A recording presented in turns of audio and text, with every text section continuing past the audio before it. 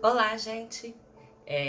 Eu primeiro gostaria de agradecer a vocês por estarem aqui mais uma vez para ouvirem essa live e gostaria de pedir desculpa pelo barulho da live passada. Mas acontece que quando a gente grava nem sempre é possível ter silêncio absoluto. O nosso amado vizinho resolveu ficar ali preso na buzina. Eu espero que vocês não tenham se atido a isso e prestado atenção na mensagem e que Deus nos abençoe. Hoje nós vamos falar de Ezequiel 31, que diz: o destino do Egito. No ano 1º do terceiro mês, no primeiro dia do mês, veio a palavra do Senhor a Ezequiel dizendo: Filho do homem, dize a Faraó, rei do Egito, e à multidão do seu povo: a quem é semelhante na tua grandeza? Eis que a Assíria era um cedro no Líbano, de grande estatura, cujo topo estava entre os ramos espessos. As águas o fizeram crescer, as fontes das profundezas da terra o exalçaram e fizeram correr as torrentes no lugar em que estava plantado o ribeiro, para todas as árvores do campo. Por isso se elevou a sua estatura sobre todas as árvores do campo. Todas as aves do céu se aninhavam nos seus ramos.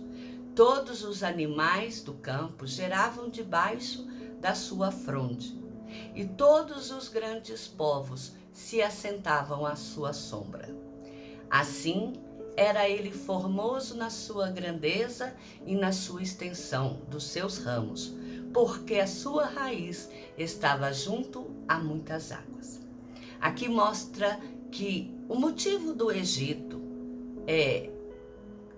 mostra ao Egito que o motivo que a Síria era tão grandiosa quanto ele é porque essa tinha sido formada nos mesmos fundamentos que ele. Então a Síria e o Egito, elas eram ali, vamos dizer, par a par. Elas eram iguaizinhas na sua formação. Porém, qual que era a base dessa formação? A soberba, a ponto de imaginar que as demais nações ao seu redor se alimentavam daquilo que ela lhes proporcionava, a mesma fonte em que fora constituída.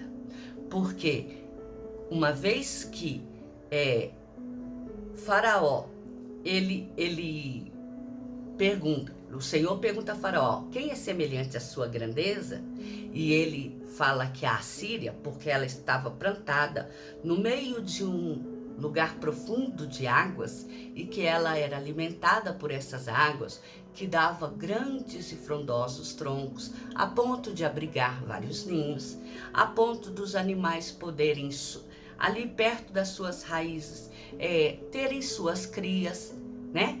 E verem-as crescer, além das pessoas poderem se achegar, quer dizer, das nações serem protegidos por ela, fazerem parte do seu convívio.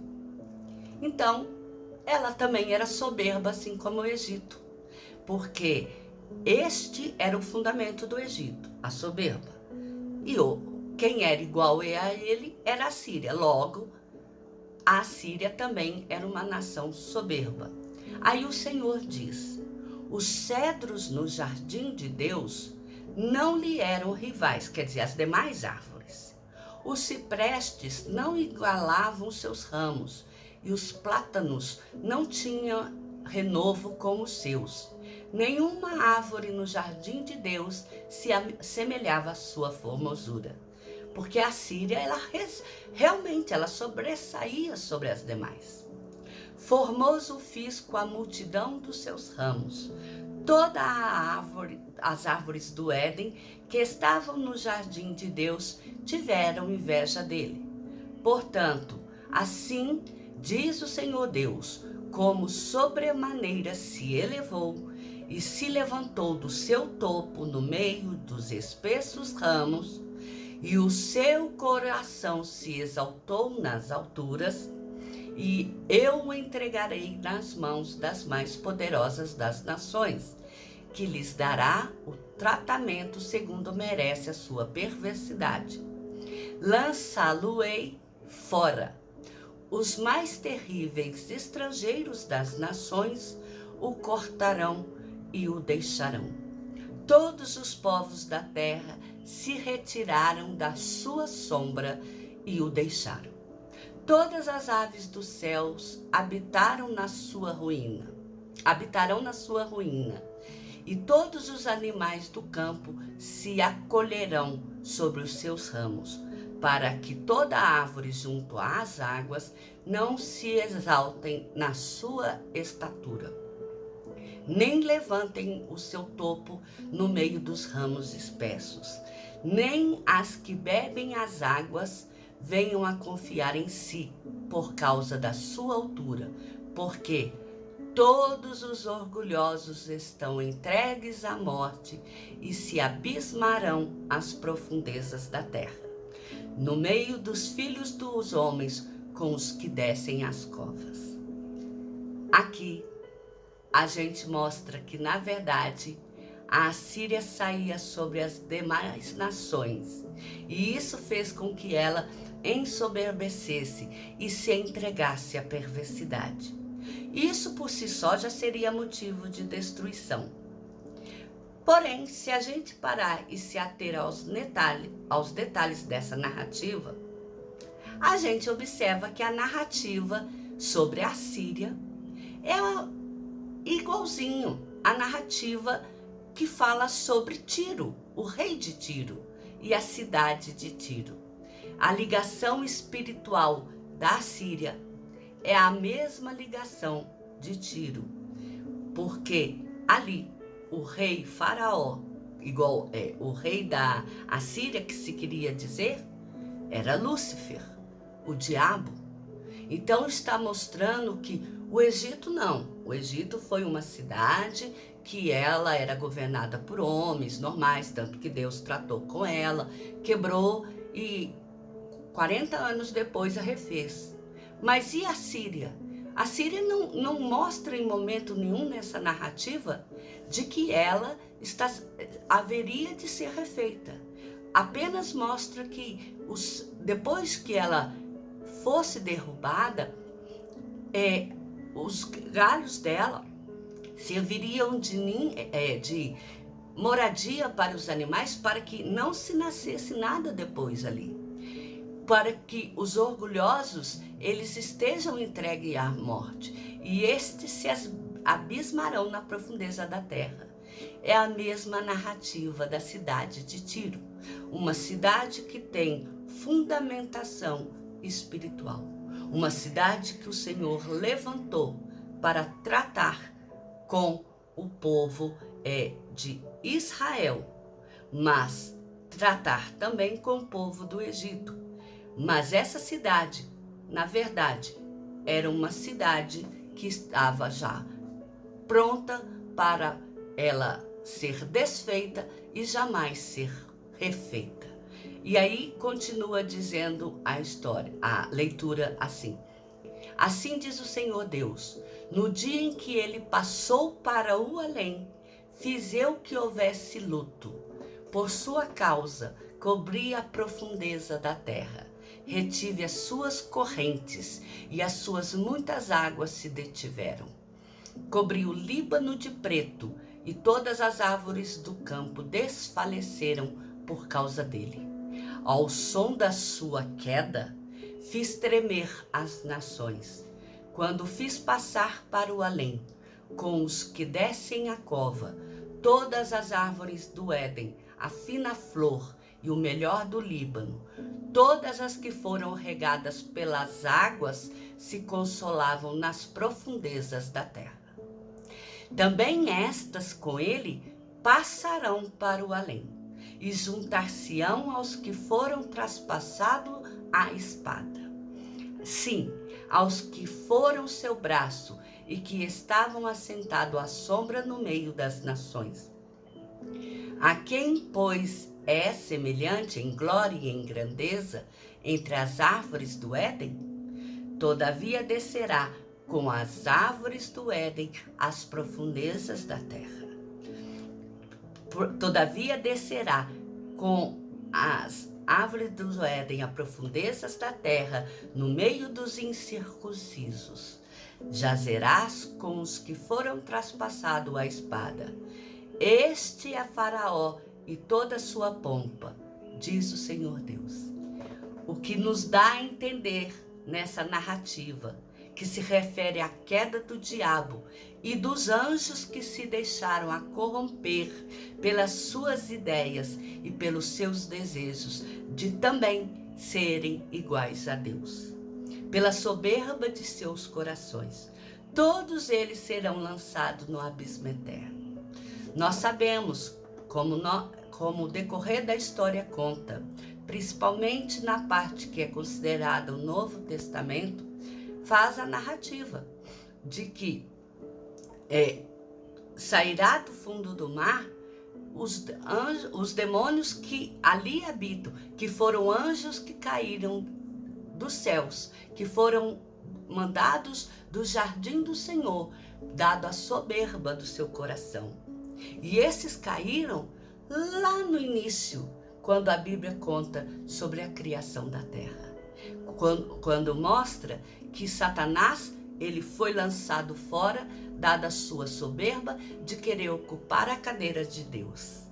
A Bíblia, como nós vemos no livro de Ezequiel, é uma mensagem que ela abrange a Bíblia por completo, porque ela tem profecia, ela tem revelações do passado, ela tem revelações do presente, e ela também faz menções de tudo o que acontecerá no futuro. Ele mostrou que Tiro era um reino espiritual, governado por Tiro, que era um rei maligno, que era Lúcifer, o diabo, que achava que era Deus, inclusive na hora da sua morte dizia: eu sou Deus. E agora vai mostrar que quando Deus ele trará a fim o Egito e trará a fim o povo da Assíria, é porque esses também fazem parte daqueles que se rebelaram contra Deus. E esses são os incircuncisos, aqueles que não tiveram os arrependimento, que não assimilaram para si a posição de humildade e prestação de honra e glória e louvor somente ao Deus vivo. Pelo contrário, eles tinham na sua mente, eles tinham no coração a soberba, o desejo de serem tão poderosos quanto Deus. E é aqui que mostra que, como Deus tratou de Tiro, Deus vai tratar agora do Egito e da Assíria, lançará eles no mais profundo. E junto com eles, toda a parte que se rebelou contra Deus. Eu espero que mais uma vez essa mensagem fique no nosso coração, de que Deus não aceita pessoas que desejam ocupar o seu lugar no coração do homem. Deus não aceita pessoas que acham que estejam em posição de igualdade com Deus, porque não há. Deus, ele é Deus. Ele não tem momento em que foi criado, em que veio a existir. Ele sempre esteve.